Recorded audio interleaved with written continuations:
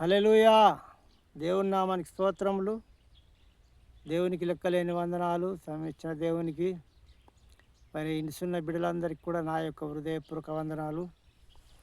దేవుని బిడ్డలారా, మరి మరొక చిన్న ప్రసంగంతో మరి మీ ముందుకు వస్తున్నాను. చాటు వీడియోలు మరి దేవుడు పెట్టమని నాతో మాట్లాడిండు కనుక మరి మీరు శ్రద్ధగా వినాలి, ఇంకా అనేకులకు పంపించాలి.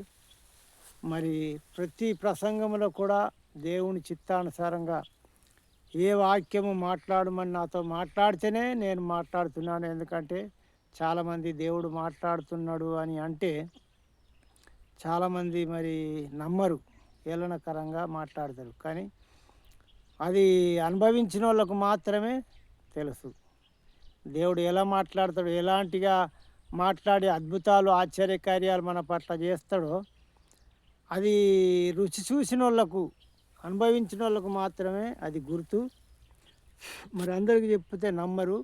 తర్వాత ఆ ప్రసంగం మరి మళ్ళా నేను చెప్తాను. ఎందుకంటే దర్శనాలు ఎలా ఇస్తాడు దేవుడు, ఎలాంటి వారితో మాట్లాడతాడు, ఎలాంటి భక్తి గల వారితో దేవుడు మాట్లాడతాడు, మరి ఎలా నడిపిస్తాడు అని బైబిల్ ప్రకారము వాక్యం తీసి మీకు తర్వాత ఇంకో ప్రసంగంలో నేను చెప్తాను. దేవుని బిడ్డలారా, ఇప్పుడు మరి నాతో మాట్లాడింది ఏంటంటే మొదటి కీర్తనను వివరించమని, అందులో 2-3 వచనాలు వివరించమని దేవుడు నాతో మాట్లాడిండు. మరి దాని వలన మనకు ఏమి లాభం ఉన్నది అనేది మనము చూసుకుందాం. దేవుని బిడ్డలారా, మరి మొదటి కీర్తన మనం చదువుకుందాము. అయితే ఇక్కడ ఏమని ఉన్నదంటే, దుష్టుల ఆలోచన చొప్పున నడవక, పాపుల మార్గంలో నిలవక, అపహాస్యకులు కూర్చుండు చోటున కూర్చుండక, యెహోవా ధర్మశాస్త్రం నందు ఆనందించుచు దీవారాత్రము దానిని ధ్యానించువాడు ధన్యుడు అని ఇక్కడ రాయబడ్డది.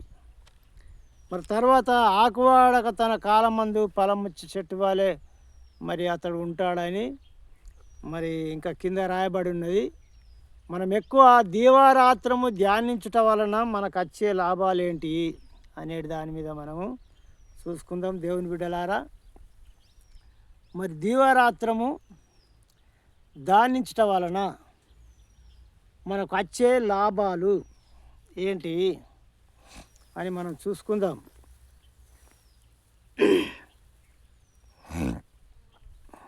చాలామంది దీవారాత్రము దేవుణ్ణి ధ్యానించరు. ఎందుకోసమో అది మాత్రము మనకు తెలియదు. పేరుకు మాత్రము నమ్ముకుంటే లాభం లేదు. దీవారాత్రము దేవుణ్ణి ధ్యానించాలి. మనుషుల కన్నా, భార్య కన్నా, పిల్లల కన్నా, మరి డబ్బు కన్నా, లోకంలో ఉన్న సమస్తానికన్నా ఎక్కువగా దేవుణ్ణి ప్రేమించిన వాడు ఖచ్చితంగా దీవారాత్రం దేవుణ్ణి ధ్యానిస్తాడు. కానీ ప్రేమించని వాడు ఎందుకు ధ్యానిస్తాడు? దేవుణ్ణి ఎక్కువగా ప్రేమిస్తేనే ఆయన గురించి మరి ధ్యానించడము జరుగుతుంది. ఎక్కువగా ప్రేమించినప్పుడు ఆయన గురించి ఆలోచించము. ఎందుకంటే దేవుడు మన స్నేహితుడుగా ఉండాలని కోరుతున్నాడు. కాబట్టి ఆయనను ఎక్కువగా ప్రేమించినట్టయితే మరి మనము ఆయన గురించి ఎక్కువగా ఆలోచిస్తాము, ఎక్కువగా మరి ధ్యానిస్తాము. అర్ధరాత్రి అయినా, నిద్రలోనైనా, ఎక్కడైనా కానీ ఎప్పుడైనా ఆయనలోనే మనం ఉంటాం. కానీ దీవారాత్రము ఆయనను ధ్యానించినప్పుడు మనము అలా ఉండగలుగుతాము. దీవారాత్రము దేవుణ్ణి ధ్యానించాలంటే ఆయనను, యేసయ్యను ఎక్కువగా ప్రేమించాలి. ప్రేమించినప్పుడే ఆయన జ్ఞాపకం వస్తాడు. ఆయన చరిత్రలు, ఆయన చేసిన మేళ్ళు, ఆయన చేసిన అద్భుతాలు, ఆయన చేసిన ఆశ్చర్య కార్యాలన్నీ కూడా మనము ఆలోచిస్తూ, ధ్యానిస్తూ, ఇంత గొప్ప దేవుడు నా తండ్రి నన్ను ఇంత ప్రేమిస్తున్నాడు, మరి నేను ఆయనను ఎందుకు ప్రేమించకూడదు అనే ఆలోచన మనకు ఉండాలి. అలాంటివి ఉన్నప్పుడు మాత్రం ఖచ్చితంగా దేవుడు మనతో మాట్లాడతాడు.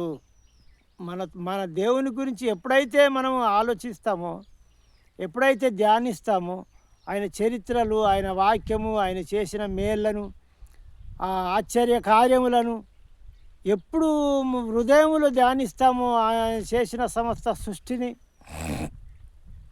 ఎంత తగ్గింపు ఉన్నది ఆయన లోపల, ఎంత ప్రేమ ఉన్నది, ఎంత దయ ఉన్నది, ఎంత జాలి చూపుతున్నాడు మన మీద, ప్రజలందరినీ ఎంత ప్రేమిస్తున్నాడు అనే విషయాన్ని మనము గ్రహించాలి, ఆలోచించాలి.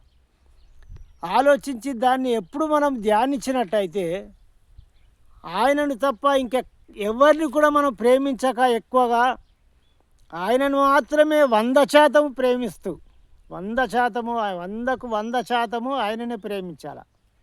లోకంలో చాలామంది ఏం చేస్తారంటే ఆదివారము గుడికి పోయినరంటే, గుడికి పోయి వచ్చిందంటే మళ్ళీ వచ్చే ఆదివారం దాకా కూడా మరి లోకంలో మునిగి తేలుతారు. ఎందుకంటే లోకంలో ఆచారాలే కావచ్చు, లోకంలో చెడు మాటలే కావచ్చు, చెడు గుణాలే కావచ్చు, తలంపులే కావచ్చు, ఆలోచన కావచ్చు, ఏ విషయంలో అయినా ప్రతి విషయంలో దేవుని భయం అనేది లేకుండా మునిగి తేలుతారు. అలాంటి వారి జీవితంలో అద్భుతాలు జరిగాయి. ఆదివారం వచ్చిపోయే వారి జీవితాల్లో అద్భుతాలు, ఆశ్చర్యకార్యాలు జరిగాయి. దేవుడు మాట్లాడడు, దేవుడు మేలు చేయడు, ఆశ్చర్యకార్యాలు చేయడు, ఆయన నీతో మాట్లాడడు కూడా. హల్లెలూయా! ఎందుకు మాట్లాడతాడు? దేవుణ్ణి ఒక్క రోజుకు 24 గంటలు,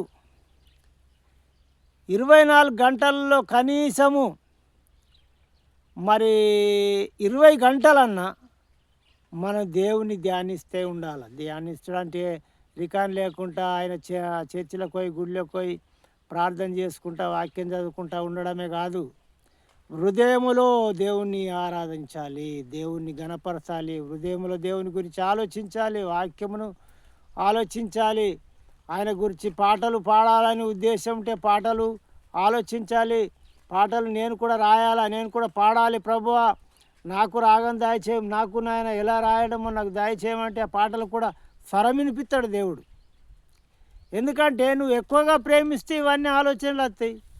ప్రేమించినప్పుడు ఆదివారం వచ్చి లోకంలో ఆదివారం మళ్ళీ వచ్చే ఆదివారం దాకా లోకంలో మునిగి తేలుతూ ఉంటే ఇలాంటి ఆలోచనలు నీకు ఎందుకు వస్తాయి చెప్పండి? ఇలాంటి దేవుని గురించి ఆలోచనలు రావు. దేవుని గురించి పాటలు పాడాలన్న ఆలోచన రాదు. పాటలు మరి బయలుపరచమని ప్రార్థన చేసే ఆలోచన రాదు. యథార్థమైన నీతి ఆలోచన, ప్రవర్తన, ప్రతి విషయంలో దేవుని పట్ల శ్రద్ధ కలిగి,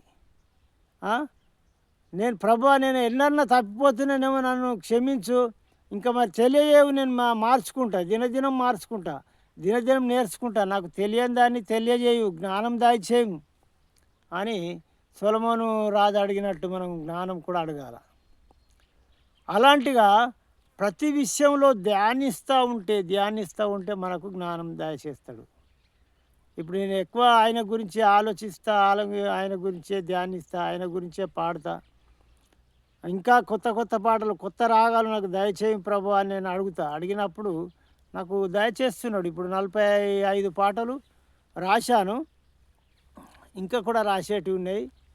మరి అన్ని పాటలు మంచిగానే ఉన్నాయి, కానీ యూట్యూబ్లో పెట్టి మరి మ్యూజిక్తో పెడదామంటే డబ్బులతోని బాధ ఉన్నది. డబ్బులు లేక వెనకబడిపోతున్నా. దేవుడు మరి అవన్నీ ఇస్తాడని నమ్మకం ఉన్నది. ముందు వాడుకుంటాడని నాకు నమ్మకం ఉన్నది. ఆ విశ్వాసంతో నేను మరి ముందుకు నడుస్తున్నాను. దేవుని బిడ్డలారా, మనము దీవారాత్రము దేవుని ధ్యానిస్తే మనకు ఏమేం లాభాలు జరుగుతాయి? ఒకటి, మనకు జ్ఞానం పెరుగుతుంది. బైబిల్లో ఎక్కడ ఏ అధ్యాయంలో ఏ మాట ఉన్నది అనేది దిమాకులో కూర్చుండిపోతుంది ధ్యానించడం వలన. వచనాలు జ్ఞాపకం లేకుండా కనీసం పలాని అధ్యాయంలో ఈ మాట ఉన్నది అని దిమాకులో ఉండిపోతుంది. ఆయన చరిత్రలు ఎవరైనా చర్చిలో కానీ మరి ప్రశ్నలు జవాబులు అడిగితే దాని గురించి మరి మనం చెప్పినప్పుడు మనకు ఫస్ట్ ప్రైజ్ వస్తుంది.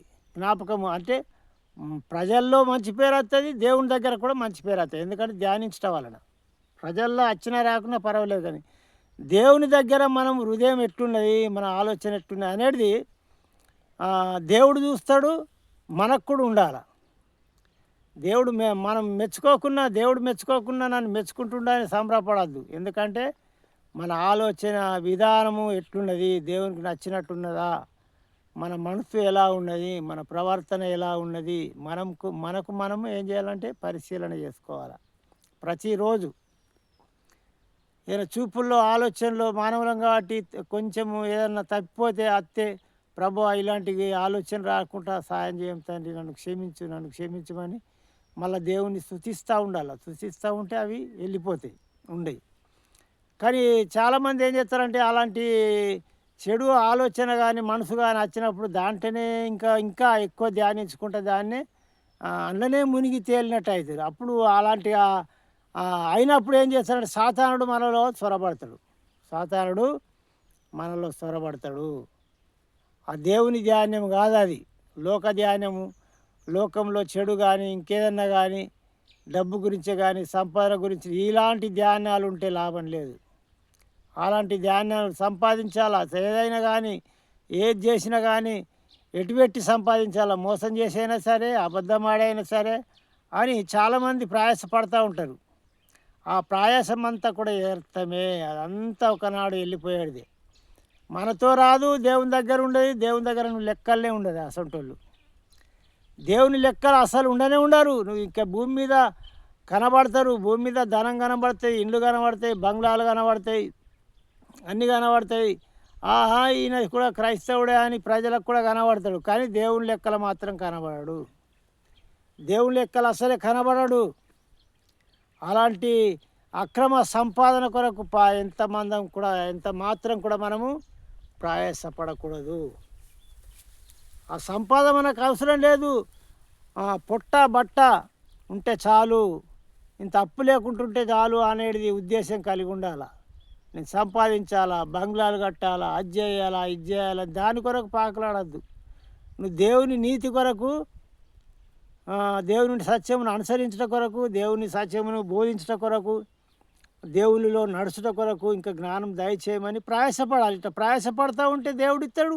ఒకరోజు కాకుంటే ఒకరోజు ఇస్తాడు. నీకు దేవుడు ఎక్కువ ఇచ్చిండంటే నువ్వు సాయం చేసే గుణం ఉండాలి. ఒకరికి బీద వాళ్ళకు, ఇంకేదన్నా దేవుని పనులకు, దీనికి పెట్టే గుణం ఉండాలి. అలాంటి వారికి నువ్వు లక్షలు కాదు కోట్లు కూడా ఇస్తాడు టైం వచ్చినప్పుడు. ఆ కోట్లు ఇచ్చే టైం కూడా వస్తుంది. కానీ దాని మీద వస్తుంది దాని మీద ఆశ పెట్టుకొని ముందుకు నడద్దు. దేవుడు ఇస్తాడు, దాని టైం వచ్చినప్పుడు ఇస్తాడు. దీని టైం వచ్చినప్పుడు నిన్ను హెచ్చిస్తా అని అంటున్నాడు. నాతో దేవుడు మాట్లాడాడు. దాని సమయం వచ్చినప్పుడు నేను నిన్ను హెచ్చిస్తా, ప్రజల్లో హెచ్చిస్తా, ముందుకు నడిపిస్తా, నువ్వు ఇప్పుడు ఓపిక పట్టు అని నాతో మాట్లాడు. 2-3 సార్లు మాట్లాడాడు. ప్రభువా మరి నేను ఇంత నీకోసం ప్రయాసపడుతున్నా, నేను కిందికే ఉంటున్నాను ప్రభువా, నేను అనేక సార్లు ప్రార్థన చేసినప్పుడు నాతో మాట్లాడండి దేవుడు. దేనికైనా ఒక సమయం ఉంటుంది. మనం సంపాదించింది ప్రయాసపడి, కష్టపడి, అబద్ధాలాడి, మోసం చేసి సంపాదించిందంతా కొన్ని లక్షలు సంపాదిస్తాం కావచ్చు, అల్లీలను పోసేసి. కానీ దేవుని దగ్గర అది లెక్క ఉండదు. దేవుని దగ్గర సంపాదనే అసలే ఉండదు, లెక్కలనే ఉండవు మనం. కానీ దేవుని కొరకు మనం ప్రయాసపడితే కోట్లు ఇస్తాడు, కోట్లు. మంచితనం ఉంటే దేవుని దగ్గర మంచి పేరు ఉంటుంది. మళ్ళా దేవుడు కోట్లు ఇస్తాడు మందికి, అనేకులకు నువ్వు దానం చేసేటట్టు, అనేకులకు పెట్టేటట్టు కూడా దేవుడు ఇస్తాడు. అలాంటి నమ్మకం మనకు ఉండాలి. కనుక మన ఉద్దేశం ఏంటంటే దేవుని పని కొరకు ప్రయాసపడ్డట్టుగా ముందుకు ఉండాలి. అనేకులకు సువార్త ప్రకటించాలని, అనేకులకు సత్యమును బోధించాలని, అనేకులను దేవుని వైపు నడిపించాలన్న ఆలోచన ఉండాలి ప్రతి ఒక్కరికి. కానీ అప్పుడు దేవుడు ఇస్తాడు. మనమే డబ్బెంబటూరు కాదు, డబ్బే మనెంబటూరికి వస్తాయి. ఆ టైంలో దేవుడు ఆ టైం ఇచ్చినప్పుడు డబ్బే మనెంబటూరికి వస్తాయి. మనం ముందు నడితే అద్దానంగా కూడా డబ్బు ఊరికి వస్తుంది, ధనం ఊరికి వస్తుంది. అలాంటిగా దేవుడు దీవిస్తాడు. దేవుని దీవెనలు మామూలుగా ఉండయి. విస్తారమైన ఆకాశ వాకిళ్ళ నిప్పి కుమ్మరిస్తా అంటున్నాడు. హల్లెలూయా. కాబట్టి అలాంటి దీవెనల కొరకు ఎదురు చూడాలి కానీ తుచ్చమైన దాని కొరకు రూపాయికి అబద్ధం ఆడతారు, 10 రూపాయలకు అబద్ధం ఆడతారు. మోసం చేస్తే అబద్ధం ఆడితే 10 రూపాయలు దక్కుతాయి అని బుద్ధి లేదు అలాంటి వారికి. ఈ రూపాయి దక్కుతాయి అబద్ధం ఆడితే, దొంగతనం చేస్తే 10 రూపాయలు దక్కుతాయి, 100 రూపాయలు దక్కుతాయి, లేకుంటే 1000 రూపాయలు దక్కుతాయి. 1000 రూపాయల కొరకు, 100 కొరకు, 10 రూపాయల కొరకు, తుచ్చమైన దాని కొరకు దేవుని నీతిని పక్కకు దొబ్బెత్తున్నారు. దేవుణ్ణి వెంబడిస్తలేరు, దేవునికి భయపడతలేరు. మరి దేవుడు ఏమనుకుంటుండు ఇలాంటి తప్పుడు పనులు చేస్తే అని నన్ను శిక్షించడం నాడు దేవుడు చూస్తున్నాడన్న భయమే లేదు మనుషులకు, క్రైస్తవులకు, పాస్టర్లకే కానీ విశ్వాసులకే కానీ ఎవరికైనా కానీ. హల్లెలూయా. ఏ లాభం కొరకు మనం దండాడుతున్నాం?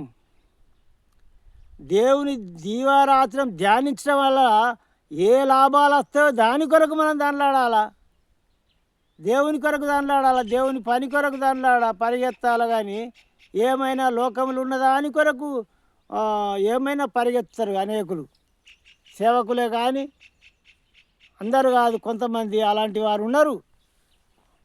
అలాంటి వారికి బుద్ధి రావాలా, బుద్ధి తెచ్చుకోవాలా. పైసెంబట డబ్బెంబట ఉరుకుడు కాదు. డబ్బు అంటే పానం పానం పానం. 10 రూపాయలు పోవద్దు, 10 రూపాయలు పోవద్దు, కానీ వచ్చేటి మాత్రం రావాలా అని అనే గుణము ఉంటుంది. ఆ గుణము దేవునికి ఇష్టమైనది కాదు. హల్లెలూయా. దేవుడు ప్రేమమయుడు, దయామయుడు, కరుణామయుడు. ఆయన ఇచ్చేవాడు, తీసుకునేవాడు కాదు. సమస్త సర్వ సంపదలు ఆయన యందు గుప్తమే ఉన్నాయి. బుద్ధి, జ్ఞానము, సర్వ సంపదలు. ఆయన ఇచ్చేవాడు, అధికంగా తీసుకునేవాడు కాదు. దేవుడు ఎల్తిపడేవాడు కాదు. భారీ గుణము, కొంచెం గుణం కాదు దేవుంది. అలాంటి గుణం మనకు ఉండాలా, దేవునికి ఉన్న గుణాలు మనకు ఉండాలా. ఒకటి శిష్యులతోని ఒక చిన్న కథ చెప్తున్నాడు. నేను ఆ అధ్యాయం పేరు చెప్పను, ఏది చెప్పను, కానీ మరి కథ చెప్పింది బైబిల్లో కొత్త నిబంధనలో ఉన్నది. అయితే ఏమని చెప్తుండంటే, ఒక ఆయన 500 దేనారములు ఒక ఆయనకు అప్పిచ్చేడుతున్నాడట. 500 దేనారములు ఇచ్చేడుతుంటే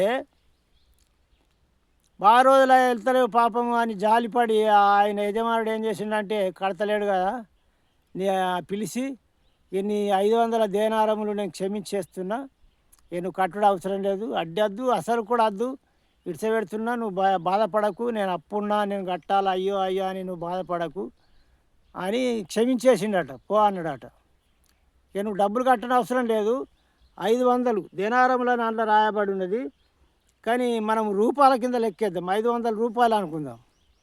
500 రూపాయలు క్షమించేసిన పో అన్నాడు. అన్నం వల్లే సంతోషంతో తిరిగి వచ్చిండు, ఇంటికి వచ్చిండు. ఈ ఎవరైతే క్షమింపబడ్డారో 500 రూపాయలు, ఆయనకు ఒక్కొక్కళ్ళు 50 రూపాయలు ఏమి ఇచ్చాడు ఉన్నట్టు, 50 రూపాయలు, 50 దేనారములు. బాగా రోజులు ఆయన ఇయ్యక బాగా రోజులైతే ఆయన ఏం చేసిండట, నువ్వు ఎన్ని రోజులు ఇయ్యవరా అని రాళ్ళు ఎత్తిండట. రాళ్ళు ఎత్తి బాగా హింసిస్తుండట, బాధ పెడుతుండట. మరి 500 నన్ను నా యజమానుడు ఒక ఆయన క్షమించిండు, 500 నన్ను ఇక్కడ నాకు ఇడిసపెట్టిండు, ఈ 50 ఇడిసపెడతా అనే ఆలోచన ఉండాలిగా. ఈ సంగతి ఆ యజమానుడికి తెలిసింది. అప్పు ఎప్పుడైతే 500 క్షమించిండో ఆయనకు తెలిసింది. అప్పుడు వెంటనే పిలిపించి, నేను నీకు 500 నేను క్షమించిన, ఇడిసపెట్టినా, నువ్వు ఆయనకు 50 రూపాయలు ఇడిసపెడితే ఏమవుతుండే? నీకు 500కి వెళ్ళి 50 ఇడిసపెడితే ఇంకా 450 అయితే నీకు లాభమే కదా అని చెప్పి ఏం చేసిండంటే, బలవంతంగా ఆయన ఏం చేసిండంటే, 4 రూపాయలు నాకు కట్టమని బలవంతము చేసిండట. ఎందుకంటే యజమానుడు కాబట్టి ఈ జాలి లేని తనాన్ని ఒప్పుకోలేదు. ప్రేమ జాలి నీకు ఎందుకు లేదు? నేను జాలిపాడి నీకు 500 ఇడిసపెట్టినా, నువ్వు 50 రూపాయలు ఎత్తనే ఆయనను క్షమించలేదు అని ఆయనను నాయనకు కట్టమని అప్పుడు బలవంతంగా ఇది చేసినాడు. చూసారా? అంటే ఎన్ని డబ్బులైనా కానీ అచ్చేటి మాత్రం గుంజుతారు చాలామంది. అలాంటి గుణాలు ఉంటాయి. సేవకులే కానీ, విశ్వాసులే కానీ, సంఘ పెద్దలే కానీ చాలామంది క్రైస్తవులు ఇలాంటి వారు ఉంటారు. ఏమైనా గట్టిగా పట్టుకునుడే కానీ ఇట్లా ఇచ్చే గుణం మాత్రం ఉండదు. ఈ 10 రూపాయలు ఇడిసెపెడదామనే గుణం, 10 రూపాయి కూడా ఇడిసెపెట్టారు. అంటే డబ్బు అంటే అంత ప్రాణం అన్నమాట. డబ్బును ప్రేమించినోడు పరలోక రాజ్యం ఎట్టబోతాడు? డబ్బును ప్రేమించినోడు విశ్వాసులను కానీ ఎవరినే కానీ ప్రేమించరు. ఎందుకంటే డబ్బు కాడికి వచ్చే వరకంటే కోపం వస్తుంది, వాళ్ళకి బాధ వస్తుంది. ఇచ్చుడు ఇస్తారు, ప్రేమ కొద్దిగా ఇచ్చే బతిలాడితే ఇస్తారు, కానీ టైంకి ఇవ్వకపోతే వాళ్ళని అనరాని మాటలు అంటారు, ఏమో ఏమో అంటారు, మనసులు వచ్చే మాటలు అంటారు. మనసులు మాటలతోని కత్తులతో ఒడిసినట్టు చేస్తారు, మనసును బాధ పెడతారు. అలాంటి వారు ఉన్నారు. డబ్బును ప్రేమించే సేవకులు, సేవకురాన్లు, విశ్వాసులు అనేకులు ఉన్నారు. డబ్బును ప్రేమించి డబ్బు కొరకు ఎన్ని మాటలైనా ఇడిసపెడతారు, చెడ్డ మాటలు కూడా ఇడిసపెడతారు. క్షమించే గుణం ఉండదు. అలాంటి వాడిని దేవుడు ఎట్లా క్షమిస్తాడు? అలాంటి వాడిని ఏమాత్రం కూడా క్షమించాడు. నోరు కాలైందంటే నువ్వు దేవునికి భయపడ్డట్టేనా? నోట్లోకి వెళ్ళి చెడ్డ మాట వెళ్ళిపోయిందంటే నువ్వు దేవునికి భయపడ్డట్టేనా? నోరు అపవిత్రం అవుతుంది. 1000 లాజ్జేయని, లక్షలు లాజ్జేయని చెడ్డ మాట ఎంత మాత్రం నోట్లోకి వెళ్ళిపోవద్దు. నాకు ఎంతోమంది లాజ్ చేసిండ్రు 1000, లక్షలు లేవు, కానీ పనుల కాడ అక్కడెక్కడ తీసుకున్న కాడ కొన్ని వేలు పోయినాయి. 1000, 2000, 3000, 10,000 ఇట్లా పోయినాయి. కానీ నేను మాత్రం చెడ్డ మాట ఒక్కోళ్ళని కూడా అనలేదు, తిట్టలేదు. అడిగితే అడిగిన, ఇయ్యపోతే ఊకుని ఎన్నోసార్లు నడిచి అంతేగాని ఒక్క మాట 10 మందిలకు పిలిపించి ఖరాబు మాట అనుడు కానీ, ఇలాంటి మాటలు అనుడు కానీ, ఒక్క మాట మనసునొచ్చే మాట ఎప్పుడు కూడా నేను అనలేదు. హల్లెలూయా! అది దేవునికి తెలుసు, నాకు తెలుసు. కాబట్టి నా కొడుకు కూడా మరి ఎంతోమందికి ఇచ్చిండు. లాస్ట్కు వాళ్ళే కూడా ఇప్పుడు కొన్ని లక్షలకే, 2-3 లక్షలకే నా కొడుకును ముంచేసిండు. అయినా కానీ ఒక్కళ్ళని కూడా ఒక్క మాట ఆడు తిడతలేడు, నేను కూడా తిడతలేను, మేము కూడా తిడతలేము. ఎందుకంటే టైం వస్తే అత్తయ్య లేకుండా లేవు, పోని. కానీ 10 రూపాయల కాడ పడేటోళ్ళు ఎంతోమంది ఉన్నారు. 10 రూపాయల కాడ, 20 రూపాయల కాడ, 50 రూపాయల కాడ, 100 రూపాయల కాడ. అలాంటి వారు క్రైస్తవులు ఎట్లయితారు? మార్చుకోవాలా గుణాలు, అలాంటి ఆలోచనలు మార్చుకోవాలా. దేవుని దీవరాత్రము ధ్యానిస్తుడంటే ఇవన్నీ గుణాలు పెట్టుకొని ధ్యానిస్తే లాభం లేదు. సంఘములో కేకలు బొబ్బలు వేసి దేవుణ్ణి ఆరాధిస్తే ఎంత మాత్రం దేవుడు వినడు. అయ్యో, 1 కొరింథీయులో 13వ అధ్యాయంలో ఉంటుంది. ప్రేమ లేనివాడు నావాడు కాదు, కనుకంబు కంచులాగనేనట, గనగనలాడే కంచునై ఉన్నాను అని అక్కడ రాయబడి ఉంది. ఆ 1 కొరింథీ పత్రికలో 13వ అధ్యాయం మొదలుకొని చదివితే, ప్రేమ లేకుంటే నేను దేవుని వాడని కాను, నేను అట్టివాడనే, గనగనలాడు కంచును అని అక్కడ గనగన కొడితేనే కంచె ఏం చేస్తానంటే కొడితేనే గనగన అంటుంది, లేకుంటే ఏదది దానికి పరలోక రాజ్యం ఉండదు. మనం కూడా అలాంటి వారమే. అందులో జీవం ఉండదు, ఆ యొక్క కంచులో ఆత్మ ఉండదు, పరలోక రాజ్యం పోదాది. మనము కూడా అలాంటి వారమే అని అక్కడ మరి పౌలు భక్తుడు రాస్తున్నాడు కొరింథీ పత్రికలో 13వ అధ్యాయం చదువుకోండి. ఎన్ని భాషలు మాట్లాడినా, ఎన్ని అద్భుతాలు ఆశ్చర్యకార్యాలు చేసినా, ఎంతను అనేకులకు బోధించినా, ఎన్ని ప్రసంగాలు చేసినా, నీకు 100 మంది 1,00,000 మంది నీకు విశ్వాసులున్నా కానీ, లక్షల మంది విశ్వాసాలున్నా కానీ నీకు ప్రేమ లేకుంటే అంతా ఉత్తదే. ప్రేమ, దయ, కనికరం అనేది ఉండాలా. క్షమించే గుణం ఉండాలా. లాజ్ చేసినోడిని క్షమించాలా, కొట్టినోడిని క్షమించాలా, తిట్టినోడిని క్షమించాలా, వేలు ముంచినోడిని క్షమించాలా. మాటలు ఇడిసబెట్టినప్పుడు నువ్వు క్షమించినట్టు ఎక్కడ ఉంటుంది? అది నువ్వు మాటలతోని చెడ్డ మాటలన్నీ నీ నోటి నుండి వెళ్ళిపోయాయి, సైతానికి సంబంధమైన మాటలు. అప్పుడు నువ్వు క్షమించినట్టు ఎక్కడ ఉంటుంది? దేవునికి నువ్వే దూరం అవుతావు. డబ్బు దగ్గర అయితే కావచ్చు, ఆ మాటలకు భయపడిస్తారు కావచ్చు, కానీ డబ్బు నీకు దగ్గర అయితే కానీ దేవుడు మాత్రం దూరం అవుతాడు. హల్లెలూయా! దేవుని బిడ్డలారా, బాగా అర్థం చేసుకోవాలా. ఈ వాక్యానుసారమైన మాటలు నేను పాటిస్తున్నా, నేను అనుసరిస్తున్నా కాబట్టి మీకు చెప్తున్నా. లేకుంటే నేను చెప్పే అర్హత నాకు ఉండదు. చెప్పేవాడు కూడా పాటించాలి, అనుసరించాలి. అనుసరించినప్పుడే ఖచ్చితంగా మరి దేవునికి సంతోషము, వినేవారికి కూడా సంతోషము. హల్లెలూయా! అలాంటి గుణం ఉండాలి. లోకము సాయసిత్తమా ఎల్లకాలము? 100 ఏళ్ళ కంటే ఎక్కువ బతుకుతావా? ఎంత బతికినా కానీ ఏమన్నా కొంటపోతావా? పోంగా ఏమన్నా కొంటపోతావా? ఎత్తుకపోతావా ఏమన్నా? ఏది కూడా రాదు. ఇంకా 100 ఏళ్ళు, 200 ఏళ్ళు, 300 ఏళ్ళు బతికినట్టయితే ఇంకెంత సంపాదించుదురు, ఇంకెంత ఆతృత పడుదురు, ఇంకెంత ప్రయాసపడుదురు సంపాదన కొరకు. మిసుక 70 ఏళ్ళు, 80 ఏళ్ళు, లాస్ట్ 100, అంతకంటే ఎక్కువ బతకవు. దాని కొరకే పాపం చేసి, అబద్ధాలాడి, మోసాలు చేసి, ఆడిని తిట్టి, ఈయన్ని తిట్టి సంపాదించి లాస్ట్కు ఏమంటారు కదా, మరి ఆ మాట అనద్దు కానీ అక్కడ సంపాదిస్తే మళ్ళీ ఉన్నోడు తింటాడు. నీ పాపాన్ని ఆడు పంచుకుంటాడా? ఉన్నోడు కొడుకో బిడ్డనో తిన్నోడు నీ పాపాన్ని పంచుకుంటాడా? ఎవరి పాపం వాళ్ళకే ఉంటుంది. దేవుని బిడ్డలారా, అలాంటి గుణాలు మార్చుకొని మీరు పరలోక రాజ్యం కావాలంటే, దేవుని నువ్వు ఎక్కువ ప్రేమించాలంటే, దేవుడు నీ ప్రేమను అర్థం చేసుకోవాలంటే, దేవుడు నిన్ను గ్రహించాలంటే, దేవుడు నీలో ఉండాలంటే, నువ్వు దేవుని రాజ్యం రావాలంటే ఖచ్చితంగా అలాంటి గుణములు ఉంటే మీరు మార్చుకొని దేవుని రాజ్యం కొరకు ప్రయాసపడండి. అనేకులకు నీతిని బోధించడానికి, సత్యంలో నడిపించడానికి, సువార్త ప్రకటించడానికి మీరు ప్రయాసపడండి. దేవుని గురించి, దేవుని పనుల గురించి ప్రయాసపడండి. అప్పుడు ఖచ్చితంగా మిమ్మల్ని దీవిస్తాడు. ఖచ్చితంగా దేవుడు నడిపిస్తాడు, మాట్లాడతాడు. జ్ఞానం వస్తుంది, తెలివి జ్ఞానం అన్నీ వస్తాయి. దేవుడు మాట్లాడతాడు. దేవునితో కాందేది లేదు. దేవుని బిడ్డలారా, దేవుని ధ్యానించాలి. దీవారాత్రము కళలో కూడా ఆయననే ధ్యానించాలి. ఇది సాతాను శక్తుల కళలు ఎంత మాత్రం పడయి రావు. చాలామందికి బెదిరించినట్టు, భయపడ్డట్టు ఇలాంటి కళలు పడతాయి. ఎందుకంటే దేవుని నువ్వు ప్రేమిస్తలేవు కనుక, దేవుని ధ్యానిస్తలేవు కనుక అలాంటి కళలు పడతాయి.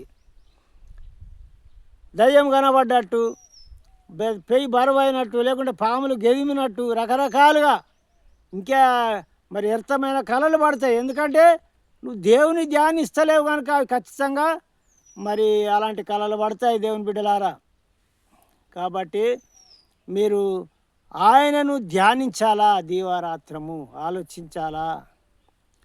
ఒకరోజు మరి మా నాన్న తల్లి చనిపోయినప్పుడు మరి ఆ యొక్క దినాలు కొత్తగా నమ్ముకున్న దినాలని చేసిండు. కానీ అండకు అటు ఎట్టకముందే, అటు ముందే తీసుకొని నేను తినటానికి మరి మళ్ళీ అలాగ వండాలంటే ఎట్లా అని తీసుకొని మరి తిన్నాను.